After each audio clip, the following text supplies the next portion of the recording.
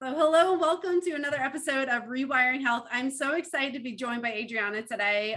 We connected through social media and I've followed your posts and I just love how you just resonate with me so much with the combination of like your business and intuition and just balancing life and business. So I'm so excited to have this conversation. I feel like you're going to bring so much value to the listeners and viewers here. So welcome and thank you. So thanks for having me. I'm super excited.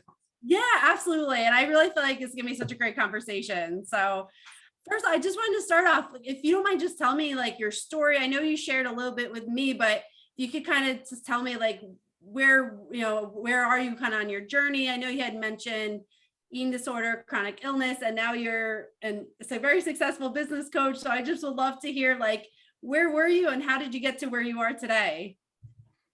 Yeah, wow. It still gives me like goosebumps thinking about being in where I'm at now and how much compassion I have for my journey and where I began.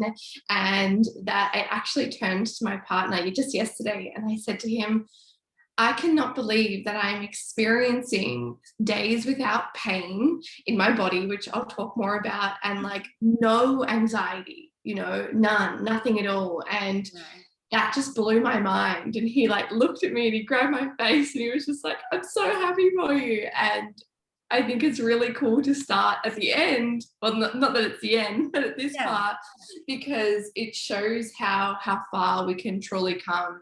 Mm-hmm. And I was battling with all the things for about 10 years, probably more, but let's say 10. I was 18 actually, well, that's over 10 years ago now, but when I was 18, my dad passed away and he was someone I was really close to and he passed away. And I was at that point in your, you're 18, you're like, I want to go do things on my own, but I also still really care about things, but I can't make sense of my emotions yet. So it was a really interesting time, a really interesting age to lose a parent. Mm-hmm. And while he was sick and just before, I wasn't quite right. Nothing was quite right. I had insomnia, so I couldn't sleep at night. It would take me 3, 4, 5 hours to fall asleep. And gosh, when I think about that now, if you've ever experienced or listeners have experienced insomnia, it is infuriatingly frustrating because you are so tired, deeply tired, and you just can't sleep. So then when I would sleep, I was suffering from extreme nightmares, almost like a night terror. I'd be waking up screaming or sweating or really, really just stressed throughout my whole body. So then by the time I did wake up to start the day, I was exhausted. Oh my God. And this went on for years. Like I can't even imagine that feeling now. And then I remembered at one point I moved back into the house with my mum and I would wake up, I would have breakfast and I'd fall asleep. Then I'd wake up and I'd do some work and I would fall asleep. And I was like, something isn't right. And I remember going to the doctors and trying to figure it out and going and looking. And by this age, I was probably about 21. 20, and they were just like, there's nothing here, you're presenting with nothing. And I would just come home from each one so defeated and so upset, almost to the point where, and I'm sure people can relate, I wanted there to be something just so I could feel crazy. No one in my family had really been on this journey that I was on. We ended up kind of mask diagnosing things, as it kind of happens. There was a mild chronic fatigue diagnosis. There was a high functioning anxiety diagnosis. There was a, irritable bowel thing going on. Nothing felt true to me though. And I remember going home and I was so young, in my early 20s. And I was like, there's more to this. There is more to what's happening underneath what I'm presenting with. And I started really turning on my interest into the emotional side, into my spirituality, which resonates with me, and something that was bigger than me and something that was deeper. So both, outward and inward. And then I really began this healing journey probably in about my mid 20s, about 24, 25-ish.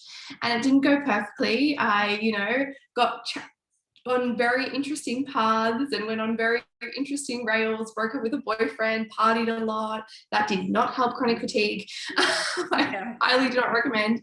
And then I came to my late 20s and I really found the modalities and the beautiful things I found now. And I found my purpose, which was coaching and energy work and healing. And I think that had a huge impact as well to where I am now, you know, healed and some things healing from all these amazing things that were shown to me to show me my paths and then be able to set me on my purpose, which is what I do now. And here we are.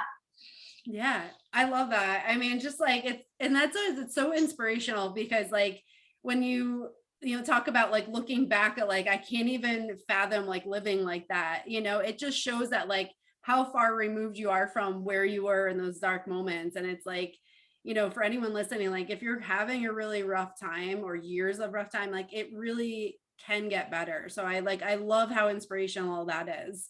And another thing that you said that really like I think will resonate with a lot of people is that you know, you almost want that diagnosis because when someone says, oh, there's nothing wrong with you, but like you deeply know something is not right. So it's like that conflicting things that are going on. And it's like for someone to say there's nothing wrong when you're living a life that is not full of quality at that point, that's very frustrating. So I that really like will resonate with people because I know a lot of people feel that way. It's like when you have an illness that doesn't have a finite like diagnostic test, like it doesn't make it any less real for what you're experiencing. Yeah, and it's almost like I didn't want to attach to it and over-identify with it because then I think that can be a really slippery slope too. But I wanted to be able to be like, oh, okay, I know what this is, and now I know how to tackle it. I know how to get better. I know what to look at and focus on.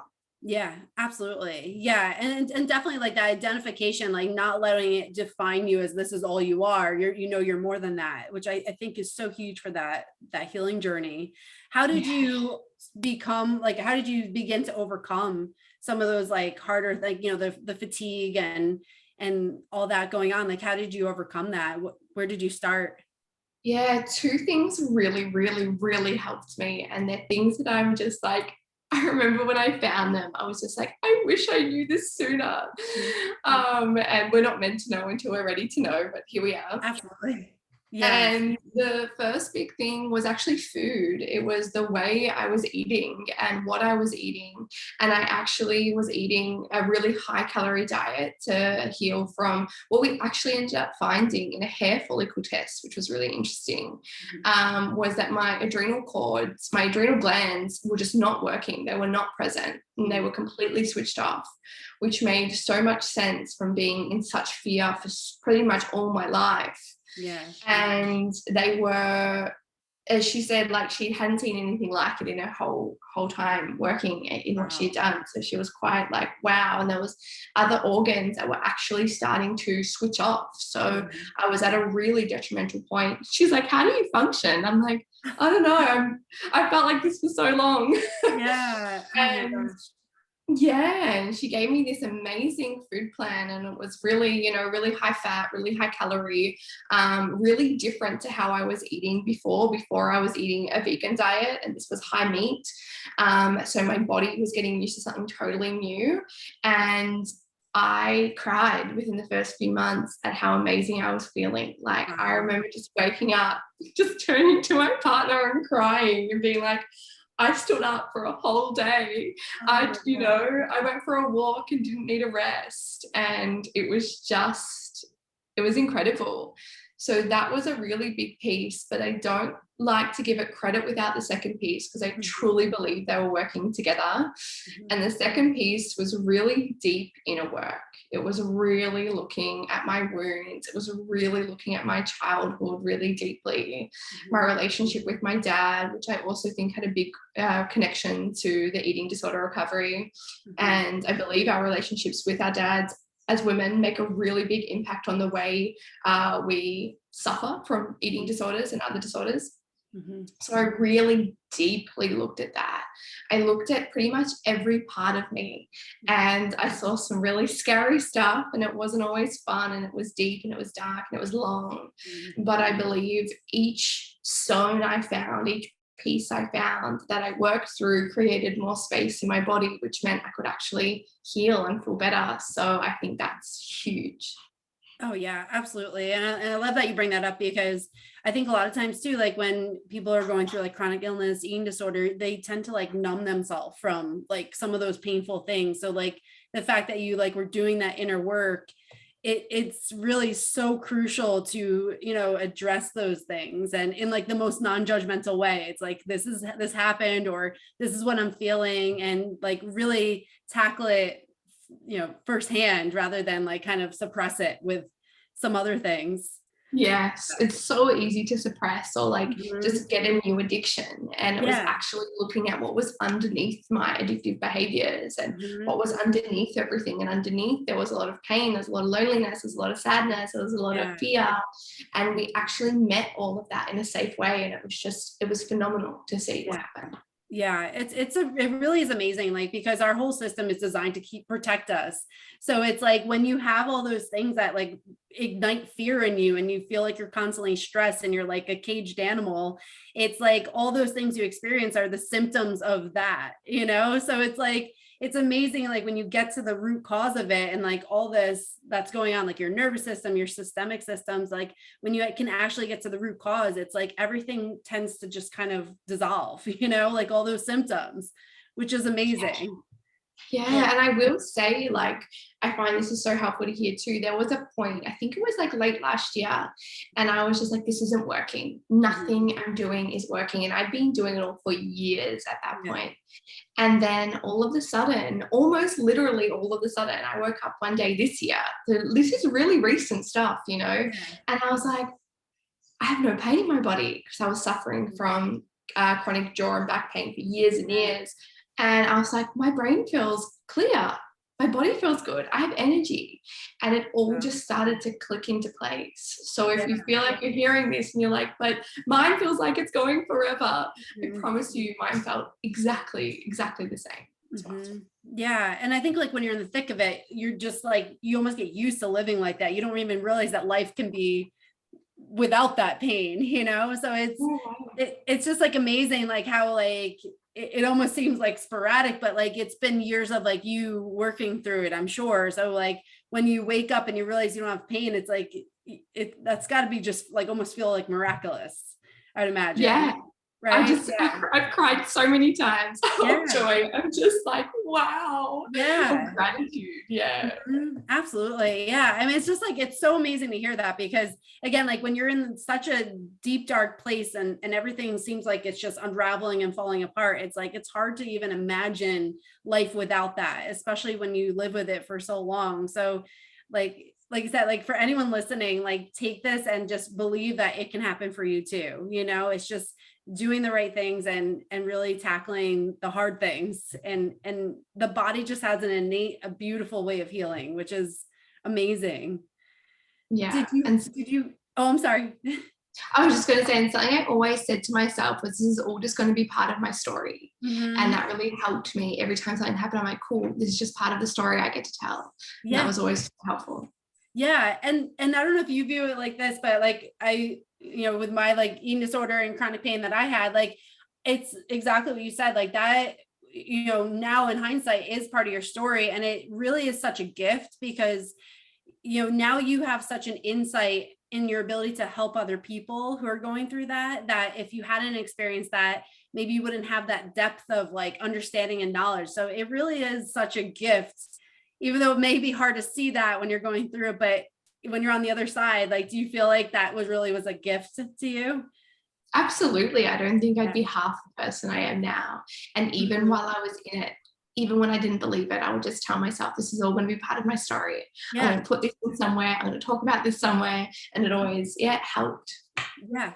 Yeah. And the thing is, the beautiful thing about a story is that it's ongoing. You know, it's not like you have that and then that's the end of your story. Like the story just continues. So it's like what you make it, and you're writing your story. You're choosing to take that path of, you know, whichever way you go. So it really is such a beautiful journey when you come from a place that's really tough, and then you kind of see it on the other side. Like it's amazing.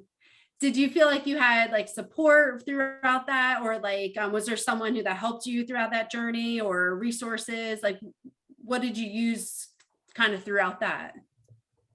So many support people. It was phenomenal. A Yeah. big piece for me was a few years ago when I really started, maybe 3 or 4, about 2019. I had an amazing coach, and he actually was running a retreat in Bali, and I was between careers at this point. So I had closed down another business I ran, and I was just before I started this business I run now. And I was like, I'm going to go to this retreat in Bali. It was amazing. I remember the day I saw the advertisement for it, I was filing paperwork at my brother's work, and I was like crying, filing this paperwork, because I was like, I don't want to do this anymore. Yeah. And then I saw this retreat, and I was like, that's it. And it was just this knowing that came over my body. Yeah. And I messaged him, and we ended up, going on a call, booking the retreat. It was like, it's like $2,000. It was like the last money I'd had, my mid-20s. And then I went to Bali, and I really realized the depth of work that was in front of me and the depth of support I needed. And the guys that ran it actually ended up asking me to work for them. They ended up hiring me. Oh my And they gosh. moved me. Yeah, it was wild. They moved me over to Bali. They paid for my flights, my visa, my everything. Wow. And I was like, what is happening? And so I packed up. I moved to Bali, and that's when my deeper work really began, because I was held in that space of like an amazing coach. He was such a big part of my journey. His name's Emil, and like a big brother figure to me. And it was a beautiful experience. And then in that, I met different healing practitioners, more in like the physical space, and I tried everything.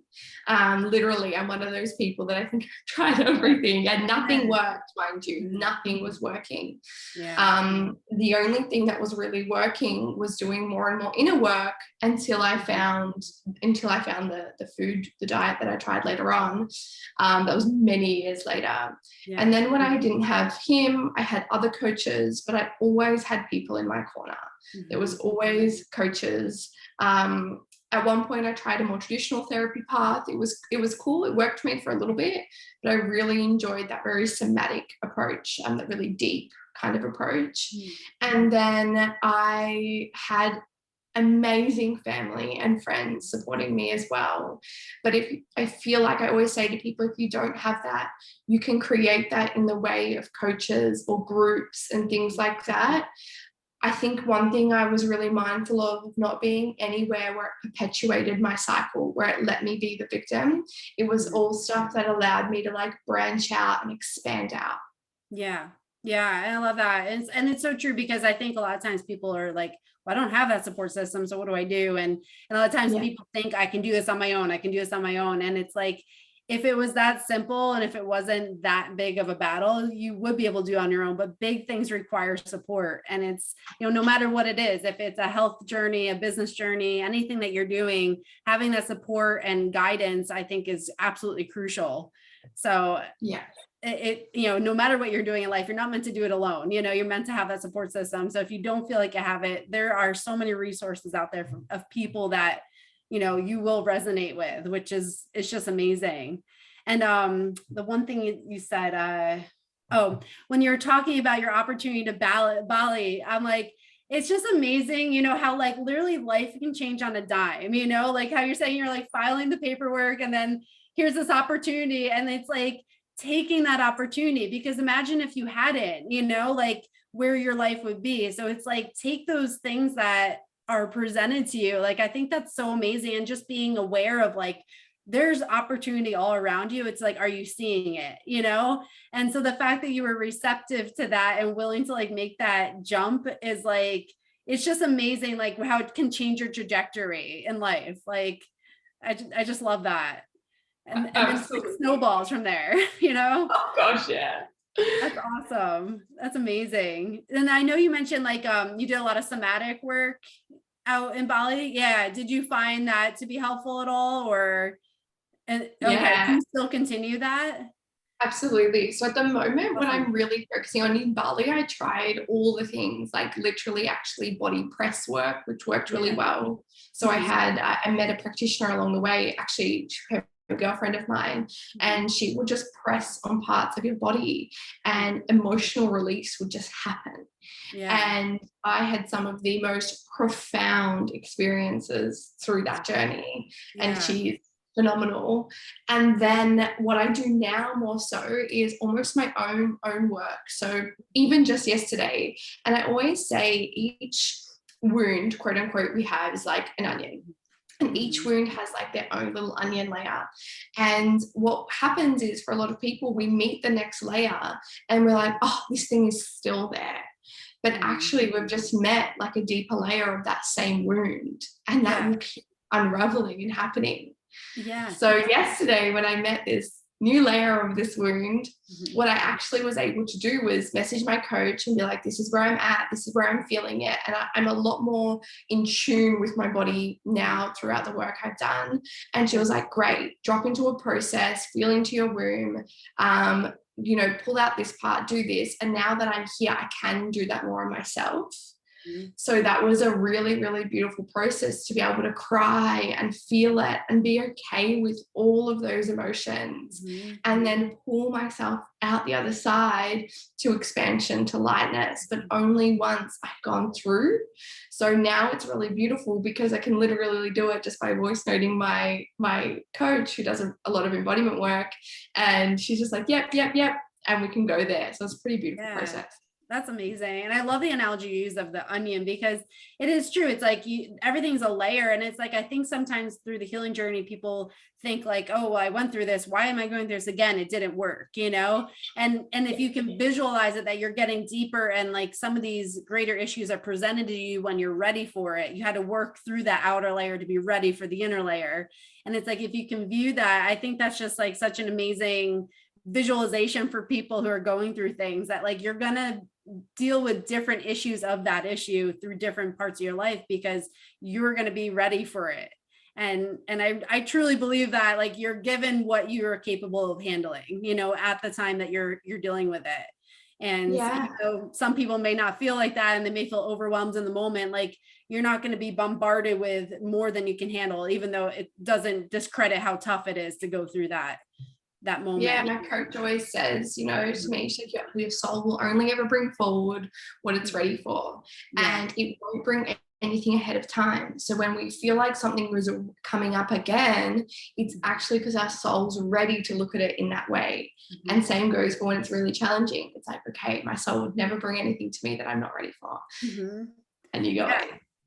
Yeah, and it's like such an empowering thing to like think about. And for, you know, for anyone like listening, I believe that too. Like I really feel like, you know, when you can look back on your journey, you're like, oh yeah, I was ready for that. I could handle that. That was what I needed, even though it sucked at the time, you know. But it's so true. It's like I truly believe like you're presented with challenges because you need those challenges to become the best version of yourself. And it like when you're going through that, it's really hard to see that. But when you kind of come out on the other side, you're like, oh my gosh, thank God I went through that because I'm in such a better place because of that, which is just amazing. And I know like with your business and you talk about intuition so much. And I love that. Like, cause I really think like believing and trusting your own voice and trusting what's right for you is like crucial. And I know when you go through like an eating disorder and chronic pain, a lot of that is like lost, you know. And like that was something like I know I had to regain, is like how do I trust my own voice and my own, you know, body and what it's telling me and what it feels. But how did you feel? Like do you feel like you've always been kind of intuitive, or was that something you had to work on too? Yeah, it's interesting because growing up, I was quite intuitive. I was psychic as a kid. I was very in tune. I would see and do and say very interesting things as a Mhm. child. Yeah. Um, and my parents would be like, okay. So it was always kind of there. Yeah. And then when everything kind of happened in my 20s, it definitely dissipated and kind of went away and came back and got very muddled and confused. And I always think about the fact that when we're mixed with intuition and lightness and darkness and our trauma and this, when people say just follow your intuition or listen to your gut, it can be really misguiding because our gut instincts actually based off fear. So if I had been listening to my gut or my intuition the whole time, I wouldn't have a business. That's the irony. Yeah. Because I'd be like, well, I'm scared. Well, I want to go to bed because that's pretty much all I wanted to ever do. Yeah. And I had to pick something else. Yeah. So I actually had to rely on a mixture of my intuition and a deep knowing versus just a doing it anyway, like almost a harshness with myself. And I truly believe the main thing that has turned my intuition online, my knowing, my trust, whatever we want to call it, is learning to feel my feelings. And it's so underestimated. Learning what sadness is, learning what anger feels like, learning if I'm this or am I that.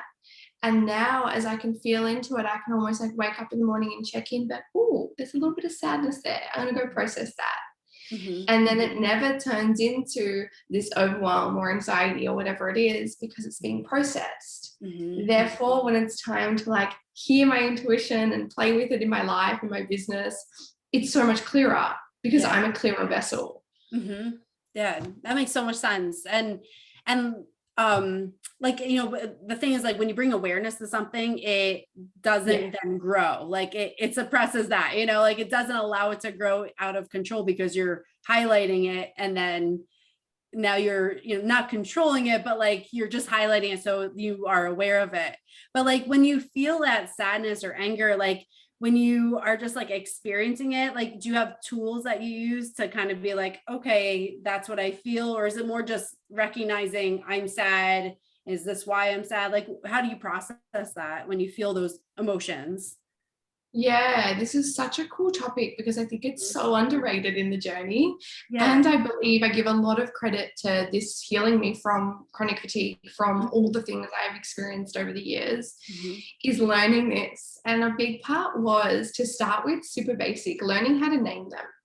I don't know about you, but I used to name every emotion back in the day anxiety. I was just like, I feel anxious.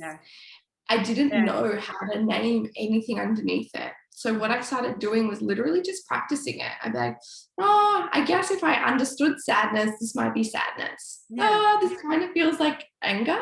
And I was so disassociated that I literally just had to like pick and guess almost. And then over the years, I got really good at it. So I feel like the first part is just being able to like lean into your body, like almost into your stomach area and be like, okay, there feels like sadness in there and that feels really big and really scary and almost too much to process. But I'm just going to lean in a little. I'm going to trust that if I start to cry, I won't cry forever. I'm going to trust that if I start to feel sadness, I won't feel sad forever. And then we lean in and we start to feel it a little bit and then it kind of just goes and that session's done and we can keep going.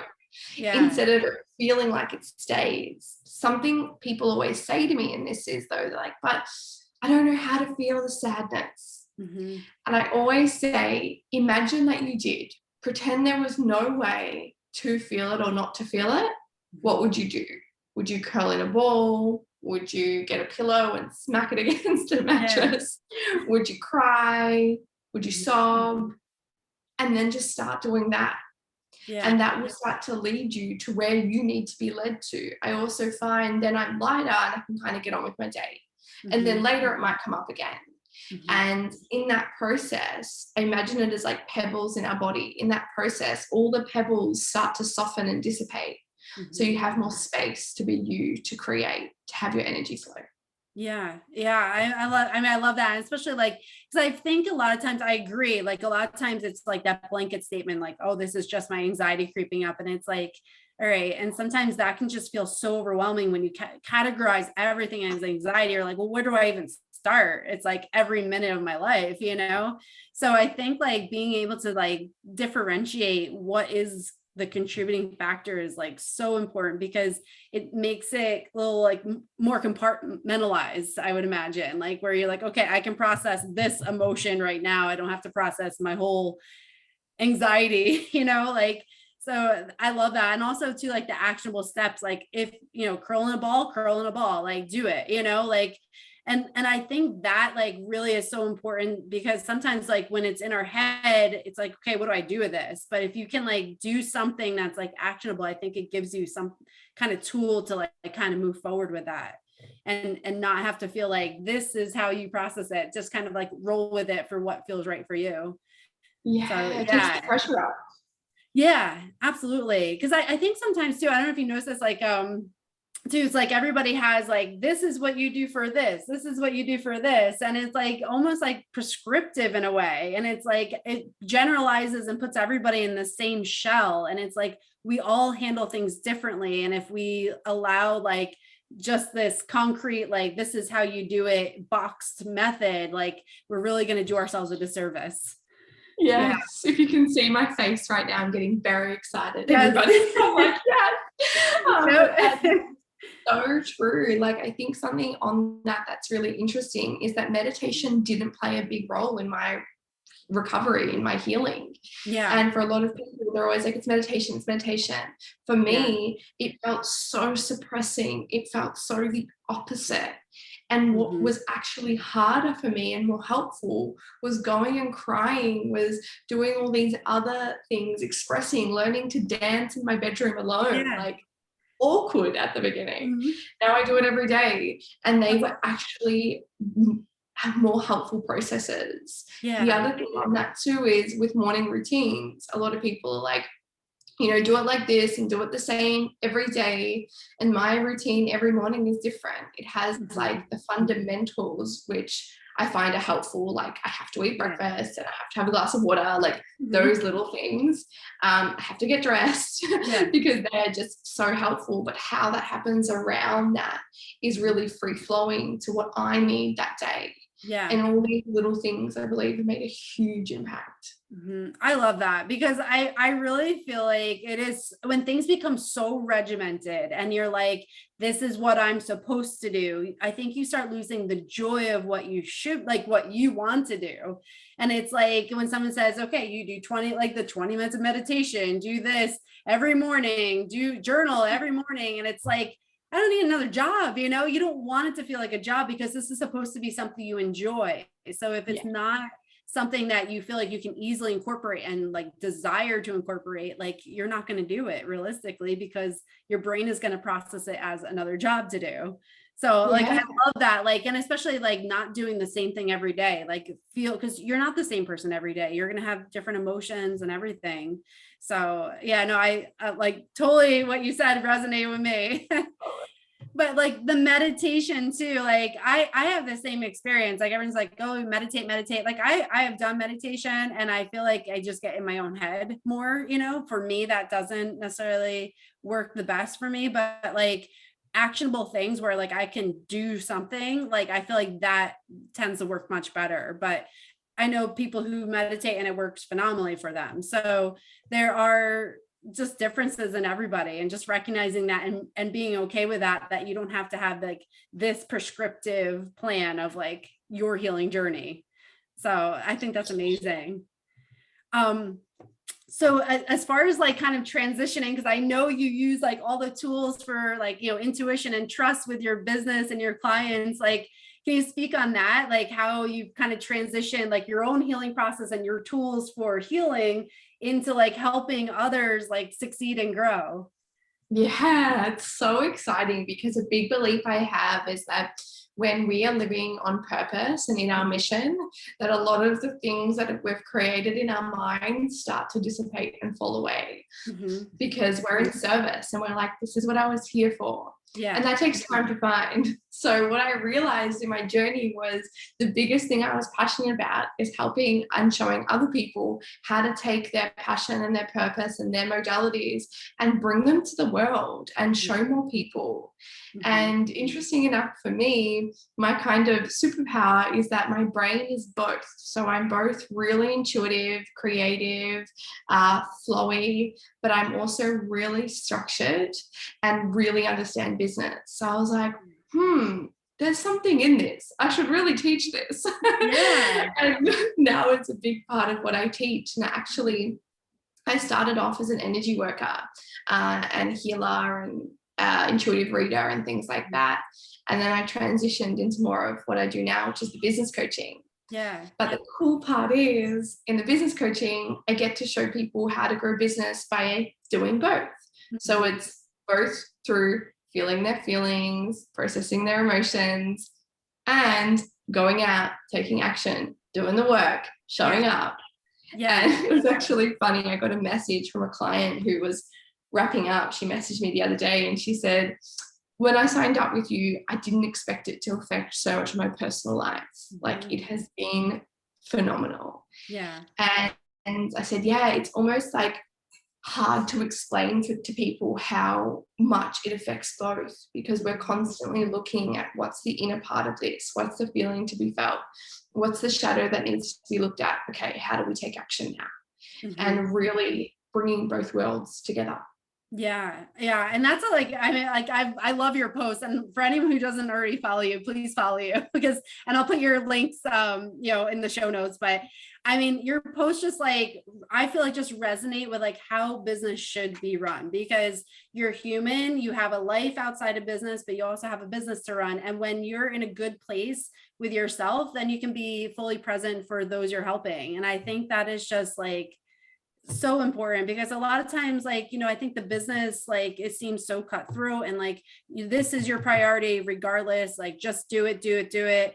And it's unless you're doing kind of that self work and learning how to kind of roll with the waves of business, I think you're really missing out a huge part. So that's why I love what your message and the value you bring, because it really is so realistic, and it's just so, it almost seems easy to apply, because it's okay, it doesn't have to be so overwhelming, just do this, and it's that's what I love. It just makes it so actionable, all those steps. And it's at the end of the day, you're better for yourself, and you're better for your family, and better for your business. And that's what I think is so important when you combine the intuition with the business. I think that's genius.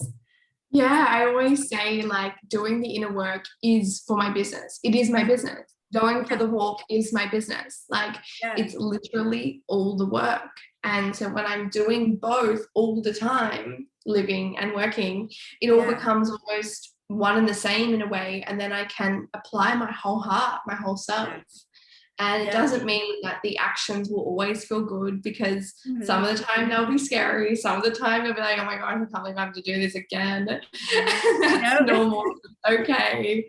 But more and more, the more we do, the easier, quote unquote, it will become. And that can take time and discernment and discipline at the beginning as well. Yeah, absolutely. And I can definitely attest to that, as far as running a business, it is not a linear journey. And there's days when you have a lot of self-doubt and you're so uncomfortable, and you have to lean into the discomfort. And then you're oh my gosh, I make a mistake, it's and then for me, it's dealing with not being a perfectionist and just taking action. And it's a roller coaster of emotions, so if you're not doing things to help yourself, I really feel you're not going to be great in the long journey of it, because it is it really is a roller coaster ride. So I think it's amazing to have both of those aspects, because I think, for anyone in business, it's a long journey. It's a marathon. It's not a sprint ever. So you have to be in a place where you can last, long enough to make it successful. So I think that's amazing. For just kind of closing up, do you have any big takeaway, or any I know this is a crazy overarching question, but any message you listeners, viewers to kind of take home, to carry with them from here? Yeah, I feel like what is really powerful to remember right now, that if you're working on something bigger than you, like a purpose or a mission or a business or a book or whatever it is in your world, to really remember that each step might feel hard and might feel scary and might feel like it's not getting you where it needs to go, but it is.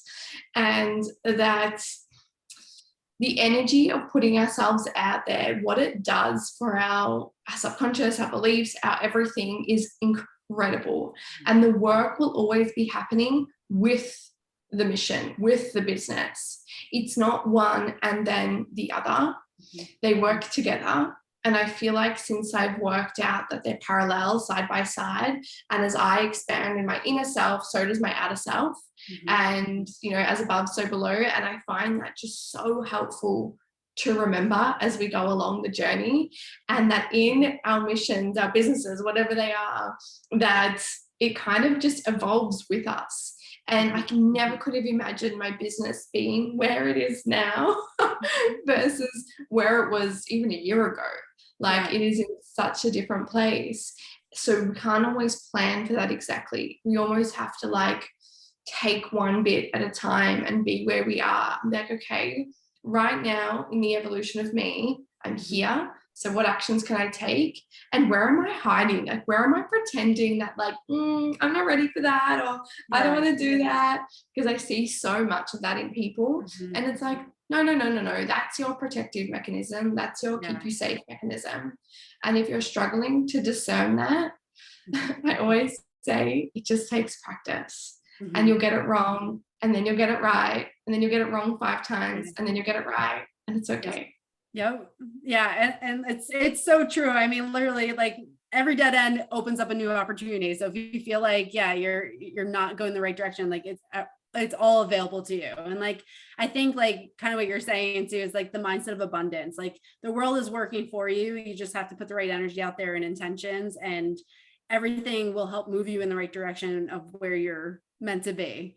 So I think just having that mindset, it does take that fear response, that protective response, because it's sometimes I think we're on an island, but yet things are working for us, not against us. And that is such a huge point that you make there, because really you can take that in anything, business, life, you're here for a purpose. And if you can figure that out and take the steps towards it, it will work out. So I think that's huge.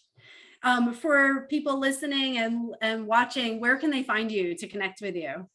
Yes, I am all about Instagram. It's a big part of what I teach. So I'm always on there every day. I reply to pretty much everything eventually. So if there's anything you want to reach out about or questions to ask, I'm there. I'm sure you'll pop it below, but it's Adriana with one N. Otherwise you're gonna be able to find me. And it's just a beautiful place where I share lots of my life and lots of what's going on, and I teach people how to use Instagram too to follow their dreams. So it's pretty fun. Perfect. And I'll put in the show notes for anyone who's listening or watching, but definitely follow her account, because it just has so much value. And I appreciate all your posts. I think you always have great insight into things and just to think differently. So definitely worth following. Well, thank you so much. I love this conversation. I feel like you brought just so much value, and people are just going to really resonate with your story. So thank you again for being on the podcast. Thank you. Today. So much fun. Yes, definitely. And we'll have to reconnect down the line. Do it again. Absolutely. Thanks so much, Kelly. Yes, absolutely. And again, everyone follow Adriana and follow the podcast so you can just continue to get value from this, and subscribe as well. And leave any comments or questions below. We can definitely answer those if you have anything from listening to this or watching this. So thank you again.